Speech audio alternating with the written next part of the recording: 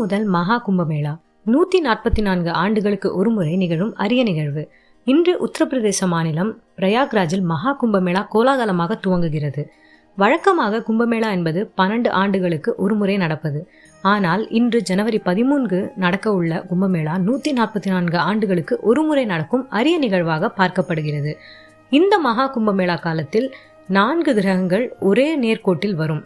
இதன் காரணமாக இந்நிகழ்வு மகா கும்பமேளா என்று அழைக்கப்படுகிறது. இன்று துவங்கி பிப்ரவரி 26 வரை 45 நாட்கள் நடக்கும் மகா கும்பமேளாவில் 4.5 கோடிக்கும் அதிகமான மக்கள் கங்கை நதியில் புனித நீராடுவார்கள் என்று எதிர்பார்க்கப்படுகிறது. வழக்கமாக இந்தியாவின் பிரயாக்ராஜ், ஹரித்வார், உஜ்ஜைன், நாசிக் போன்ற 4 புனித இடங்களில் கும்பமேளா நடைபெறும். இந்த ஆண்டு யூபி மாநிலத்தில் பிரயாக்ராஜில் நடக்கிறது. உலகின் பல்வேறு பாகங்களிலிருந்தும் பக்தர்களும் துறவிகளும் மகா கும்பமேளா தினத்தில் கங்கையில் புனித நீராட உள்ளனர்.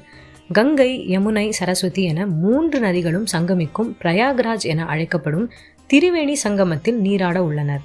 அவ்வாறு நீராடுவதால் இப்பிறவியின் பாவங்கள் நீங்கி மோட்சம் கிடைக்கும் என்று நம்பப்படுகிறது.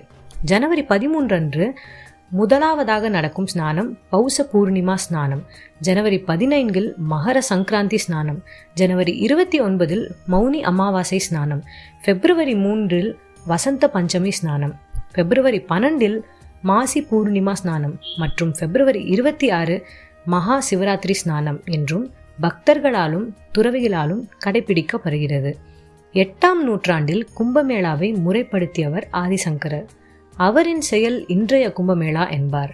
அவர் கும்பமேளாவை இந்து மதத்தின் முக்கியமான 6 ஆகாராக்களை இணைக்க பயன்படுத்தினார். இந்து மதத்தின் தத்துவ அடிப்படைகளை ஒருங்கிணைத்து வலுப்படுத்த மற்றும் இந்து துறவற சமூகத்தினரிடையே தத்துவ சொற்பொழிவு மற்றும் விவாதங்களுக்கு கும்பமேளாவை ஒரு முக்கிய நிகழ்வாக்கினார். இன்றும் அவர் நிறுவிய மடங்கள் கும்பமேளாவில் முக்கிய பங்காற்றுகின்றன.